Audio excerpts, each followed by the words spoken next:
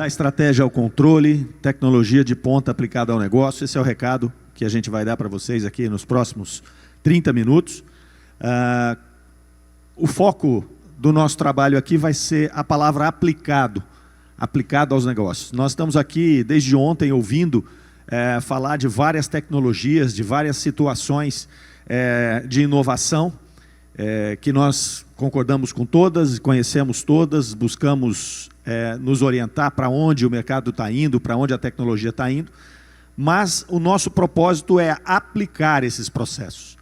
Então, tirar isso do campo apenas ali do conhecimento, da busca por inovação e fazer uma aplicação. Bom, para a gente começar, eu vou passar aqui um vídeo institucional, são 2 minutos para que vocês conheçam um pouquinho do que é a nossa empresa. Por favor, pode rodar o institucional aí para nós. Há 38 anos, a CHB ajuda empresas a tomarem decisões com mais clareza, eficiência e segurança. Sempre ao lado dos gestores, evoluímos junto com o mercado e a tecnologia.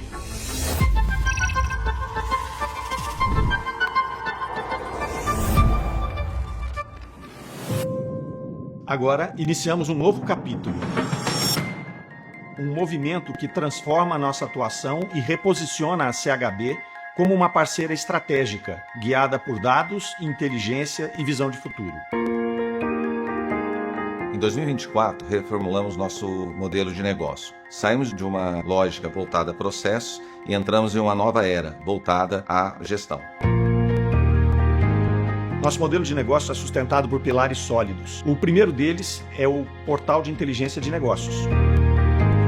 Uma ferramenta própria de BI e inteligência artificial, nós vamos gerar indicadores em tempo real que vão agilizar muito a tomada de decisões. Outro pilar fundamental é o da gestão de processos e robotização. Otimizando o fluxo de processos e automatizando tarefas repetitivas, nós preservamos os processos do negócio em um tempo de alta rotatividade de mão de obra. Nossa proximidade com os clientes é o que nos diferencia. Nós entendemos o contexto de cada negócio para entregar soluções sob medida. É uma evolução constante, feita em parceria. Aqui no nosso setor, a gente tem muita flexibilidade com os nossos clientes, fazendo toda a proteção com os seus dados. Isso gera uma segurança muito grande para o nosso cliente e para a empresa que depende desses usuários junto ao nosso sistema. São equipes que trabalham juntas, né, para poder fazer uma entrega adequada para o cliente lá na frente. Sempre mantendo aquele nosso lema, tranquilidade para o cliente, né? A gente sempre trabalha isso. Estamos olhando para o futuro. Nosso compromisso é transformar desafios em oportunidades, com soluções que atendam o presente e também o futuro. É tecnologia pensada para gerar clareza, agilidade e vantagem competitiva.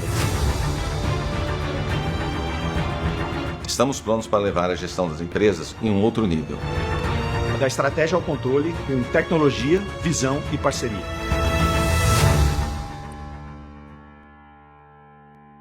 Nós atendemos atualmente 45 usinas de açúcar e álcool e aproximadamente 300 fazendas de todos os portes. Algumas dessas usinas estão conosco há quase 40 anos, então são 4 décadas de trabalho no setor. Vanguarda tecnológica sempre foi o nosso mote, a gente sempre buscou estar à frente da tecnologia. Para vocês terem uma ideia, nós lançamos a nossa versão web totalmente em nuvem de todos os nossos sistemas em 2016. Em 2018, nós tínhamos a base todinha já convertida para a web, todo em nuvem. Então, a gente sempre respirou essa vanguarda tecnológica. Hoje, nós durante 37 anos, nós trabalhamos basicamente com o setor de controle do negócio. Então, nossa atividade central era o ERP. Então, fazer todas as áreas da empresa, a gente atende todas as áreas de uma usina, desde a área administrativa, agrícola, logística, enfim, produção, um sistema completo. Mas nós percebemos que nós precisávamos fazer uma mudança. E começamos essa mudança no ano passado e transformamos o nosso foco do negócio, que era controle, para um foco estratégico. Por isso o lema aqui, da estratégia ao controle. Então hoje a gente parte da estratégia, parte daquelas informações que eu preciso para gerir a empresa e caminho rumo ao controle. Nós temos então 4 pilares centrais. Este pilar inicial aqui, que é o do ERP, é o que nos levou até a 4ª década de operação. Então aqui estão todos os sistemas que a gente atua dentro do negócio, sempre trazendo tranquilidade e segurança para os nossos clientes nesse controle. E agora nós implementamos 3 outros pilares no nosso negócio. O primeiro é o pilar do EIP, que é um pilar de inteligência de negócio, onde nós temos um BI próprio, que a gente vai mostrar um pouco para vocês aqui. Nós temos um Analytics, que é uma extração de dados em tempo real e de geração de indicadores em tempo real. E nós temos uma camada de inteligência artificial dentro desse EIP, que eu também vou mostrar para vocês aqui, sendo aplicado, tá? Não é uma coisa que a gente está estudando, não é algo que a gente está imaginando, é algo que a gente já está aplicando. Depois nós temos uma camada de EAN, que é o controle de processos, onde nós vamos também atuar com uma ferramenta acoplada aos nossos sistemas, e aí também a gente vai mostrar para vocês qual é a diferença de ter uma ferramenta acoplada e uma ferramenta qualquer de mercado, que vai gerar ali toda a parte de controle dos processos empresariais. Junto disso nós temos uma camada também de RPA, que é a robotização dos processos autônomos, IoT, tudo isso vocês ouviram falar bastante até na apresentação anterior aqui, e uma central de API que nos conecta com o mundo externo. E também temos um pilar de outsourcing, onde a gente atua com gestão contínua. Nós temos a capacidade e fazemos muitas vezes a interiorização de algum departamento do nosso cliente para dentro da CHB. Isso foi necessário em função do problema que a gente vive com relação à mão de obra. Então a gente vive um problema de escassez de mão de obra, sobretudo quando a gente fala em usina, a gente está falando em unidades que estão fora dos grandes centros e fora das cidades, às vezes longe da cidade. Então você tem às vezes dificuldade para encontrar pessoas que possam operacionalizar aquilo que você precisa. Eu vou dar um exemplo simples, uma área de custo. Então às vezes você não tem os analistas de custos necessários para rodar os processos do sistema. O que nós fazemos? Nós captamos esses processos, toda a coleta de dados é feita pelo cliente e nós fazemos o processamento desses dados e a entrega do resultado final. Então essa é a nossa camada de outsourcing ali.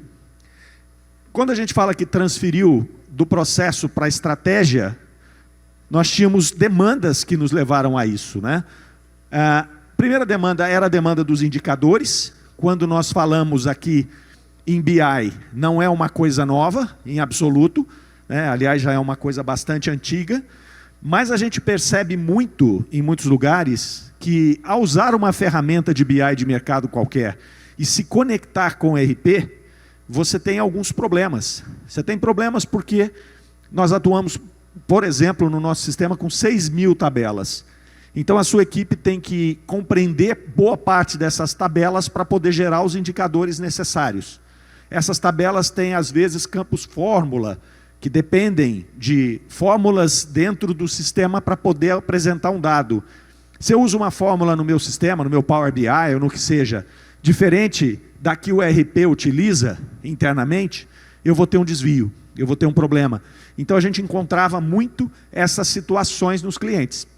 Então nós resolvemos trazer isto para dentro do CHB, e aí eu vou apresentar para vocês daqui a pouquinho. Gestão por exceção é outra coisa que nos levou a fazer esse movimento. A gestão por exceção ela vai buscar fazer com que o sistema nos informe aquilo que está saindo do que nós planejamos. Então, aquilo que é exceção. Então, o sistema tem que trabalhar de modo a me informar no momento em que algum desvio ocorre online que ele está ocorrendo. Então, se eu tenho uma máquina no campo que eu previa que ela gastasse X litros de óleo diesel por hora, por exemplo, ela começa a gastar X mais 10%, imediatamente o sistema vai acusar isto, vai endereçar essa informação a quem de direito e a pessoa vai fazer a sua intervenção ali. E por fim, a questão da automação total. Até para que a gente tenha esses resultados, eu preciso estar automatizado. Eu preciso ter isso automatizado integralmente. Isso gerou essa mudança do processo para a gestão estratégica. O primeiro movimento foi trazer o BI para dentro do nosso sistema. Então nós fizemos aqui todo um trabalho de utilizar toda a nossa database aqui do CHB Web, que pode estar na nossa nuvem, em uma nuvem qualquer, na AWS, em qualquer lugar, ou pode estar local no cliente. Fazemos uma camada de transformação, que é um ETL, e geramos um Data Warehouse, que é um banco de dados voltado para os indicadores. Essa Data Warehouse ela vai acoplar-se ao nosso BI, e aí vai gerar a tomada de decisão.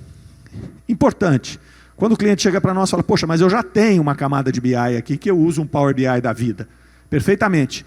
Você pode pegar o seu Power BI, conecta na nossa Data Warehouse, e aí você já não tem mais aqueles campos fórmulas, aquelas coisas que poderiam atrapalhar o processo convencional.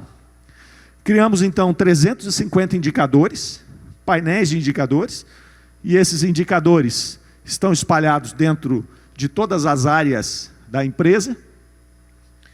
Essa é a interface dele. Então eu tenho uma interface de BI aqui, e eu tenho para todos os sistemas os conjuntos de indicadores. Aqui eu tenho as definições de metas que vão gerar aquele desvio, aquela informação de desvio que eu falei para vocês há pouco, que vai nos ajudar na gestão por exceção. Aqui também mais uma área de desvios, né? Então faixa inicial, faixa final, quantidade de decimais, a mensagem personalizada que eu vou mandar, para quem eu vou mandar, de que forma vai chegar, que ação eu espero que seja tomada a partir desse disparo, dessa mensagem. Tudo isso num aplicativo, então eu posso ter isso em desktop, ou eu posso ter isso no celular das pessoas, né? Vai se trabalhar normalmente com o celular, atuando ali com definição de painéis de favoritos, porque ninguém vai olhar 350 indicadores, você vai olhar 10, vai olhar 15 indicadores, e você vai eleger quem vai olhar o quê, e em que periodicidade ele vai ser acionado para olhar essas coisas. Tá? Então vejam aí a diferença de você ter isso acoplado ao sistema, de você ter um sistema terceiro que está fazendo isso. Por isso que nos motivou a fazer todo esse trabalho. Aqui alguns painéis, para que vocês possam ter uma ideia. Então são conjuntos de painéis, conjuntos de indicadores que formam painéis que vão analisar cada uma das informações, das operações. Aqui um exemplo desse conjunto. Ordens de serviço. Aqui a gente tem drill downs, que eu posso encontrar alguma situação ali e ele abre para mim, para que eu veja no momento da execução. Então a gente estava falando em compras anteriormente aqui. A gente vai ter situações de compras aqui, que eu posso pegar determinado pedido, está encontrando ali, está me dando um desvio dele, que ele está em atraso, eu clico, ele vai me mostrar quais são esses pedidos, eu clico ali no item, ele vai abrir para mim, para poder informar quais são as compras anteriores, enfim, para que eu possa tomar a decisão em tempo real ali. Então, financeiro, só para aqui, RH, então vocês vão vendo que a gente tem informações de todos os departamentos, a parte de compras, eu falei para vocês, um painel específico para compras, são 2 ou 3 painéis de compras, são vários indicadores aí voltados para isso, materiais, a mesma coisa, conjunto de indicadores ali, propriedades e assim vai. O Analytics, que é a última ferramenta que eu mostrei para vocês do EIP, o Analytics vai fazer com que eu possa extrair dados e indicadores da Data Warehouse, que é aquele banco de dados já de indicadores trabalhados, e eu possa gerar isso em tempo real, de maneira muito simples, que eu não precise conhecer as 6.000 tabelas do sistema, ou grande parte dessas tabelas. Aqui ele está de uma maneira amigável, ele está informando para mim em nomes amigáveis, e aí eu gero os indicadores que eu quero. Então os 350 que eu tenho está à disposição, e a gente gerou isso aqui porque a gente sabe, né? Tem uma frase interessante a respeito de usuário, né? O que o usuário quer? O usuário quer o que não tem. Então, é interessante, né? Eu tenho 350 indicadores, ele quer o 351. Beleza, não tem problema nenhum. Vá aqui no Analytics e extraia do jeito que você quiser. Quando você monta um indicador a partir do Analytics, eu posso fixar esse indicador e dizer como eu quero usar, quem vai ver, quem vai receber, em que periodicidade. Então eu vou criando um conjunto de indicadores que pode chegar ao infinito, à vontade, porque as tabelas estão todas disponíveis aqui. E aí nós chegamos também na questão da inteligência artificial. Quase todo mundo que subiu aqui nesse palco, no dia de ontem e no dia de hoje, vai falar em algum momento sobre inteligência artificial. Então não vai ser diferente conosco. A diferença é que nós já aplicamos a inteligência artificial. Então nós fizemos estudos prolongados, visitamos o Brasil todo buscando essa tecnologia e a aplicação dela. A gente vê que ela tem muitas possibilidades, mas a aplicação ainda é muito incipiente. Então foram apresentadas várias possibilidades de uso de IA aqui anteriormente, né? Mas a aplicação disso ainda está começando. Então nós fomos ali buscar de que forma a gente ia fazer isso. Foi falado anteriormente aqui sobre os agentes ou assistentes de IA. Então esse foi o caminho que nós trilhamos, né? Então nós criamos esses assistentes de IA e traçamos fases de implementação. A primeira fase, são 2 fases. É o treinamento desses agentes ou assistentes de inteligência artificial, usando IA generativa e gerando esses agentes. São assistentes especialistas por área, nós treinamos 50 deles, 50 assistentes. O objetivo deles, inicialmente na primeira fase, é localização, disponibilização de dados e geração de indicadores e insights. Beleza, até aí não tem nada demais. Mas o que é que nós fizemos com eles? Nós primeiro criamos 50, nós ultra especializamos cada um desses agentes. Porque esse é o grande problema que nós percebemos. Quando você deixa esses agentes, ou quando você deixa a inteligência artificial aberta, sem essa ultra especialização, ela alucina. Essa palavra já foi usada há pouco aqui. Todos nós que já usamos inteligência artificial para as nossas coisas, em casa, para teste, você percebe a alucinação. Você percebe um problema que é quando a inteligência artificial sai do escopo que você está buscando e ganha o mundo, ela também perde a capacidade de comparação. Porque aí ela passa a comparar laranja com banana. Então eu estou verificando uma questão de custo, por exemplo, mas a metodologia de custo que eu utilizo é diferente da metodologia de custo que está disponível nas bases de dados espalhadas. Então, quando eu tento comparar uma coisa, por exemplo, quantidade de toneladas por hectare, essa é fácil, porque essa não tem jeito de fazer outra conta.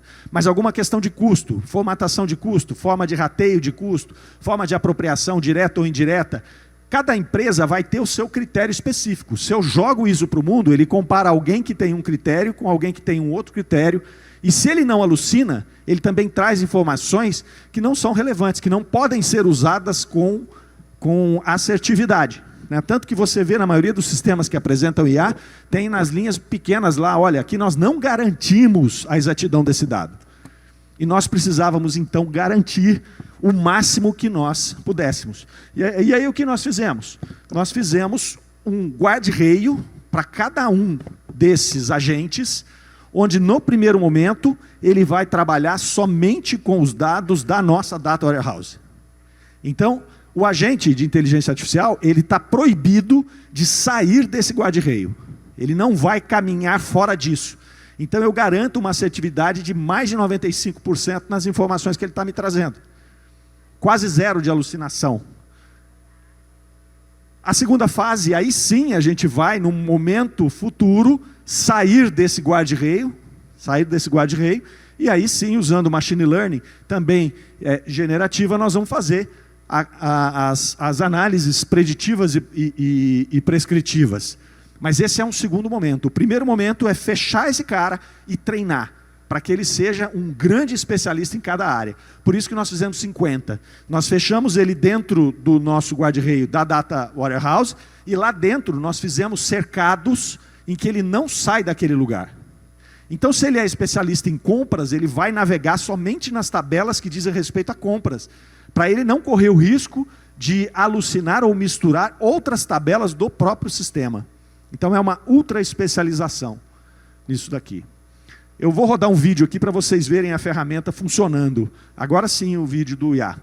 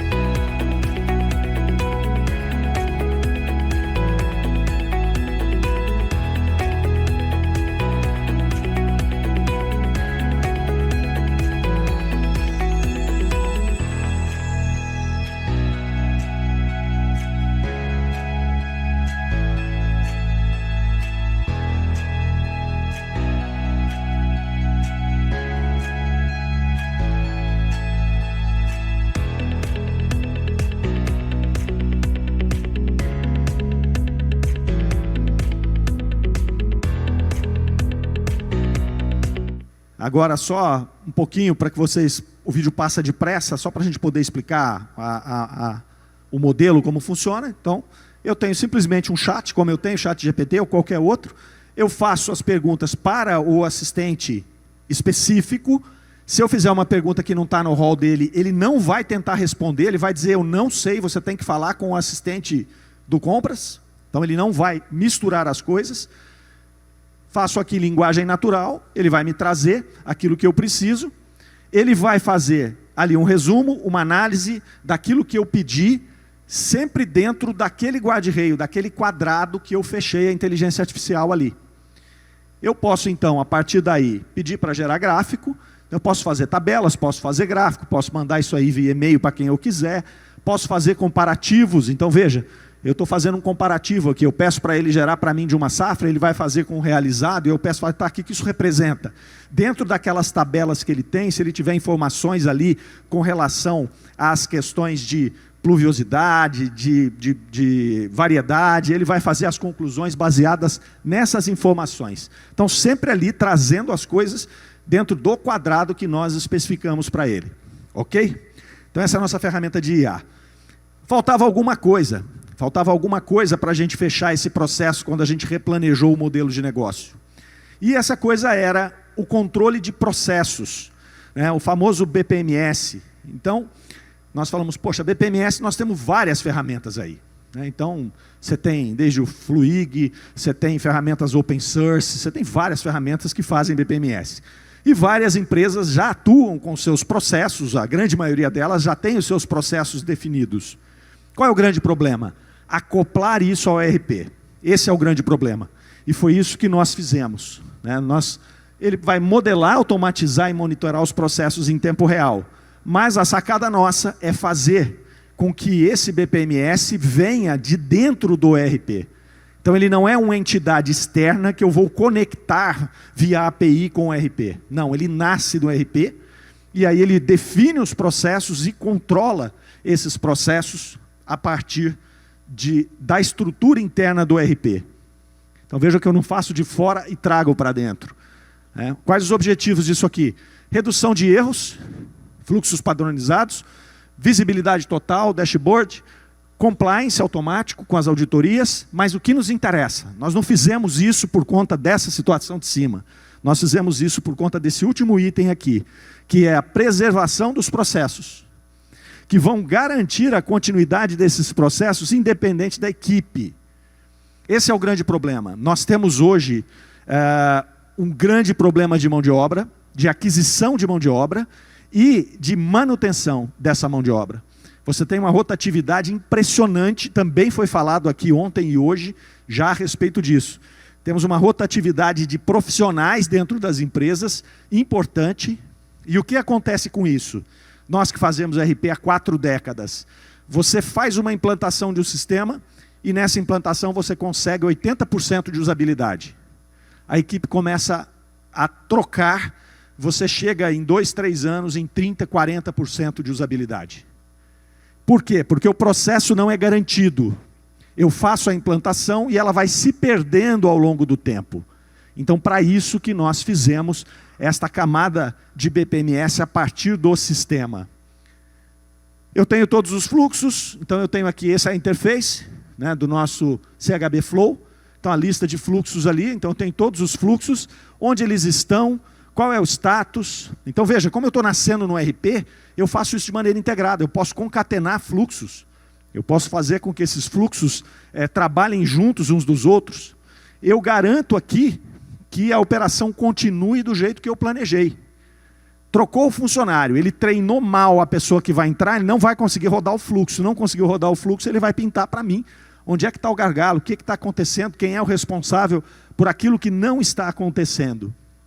Então ele vai trazer aqui todo um painel de gestão desses fluxos, tempo médio, processo, distribuição.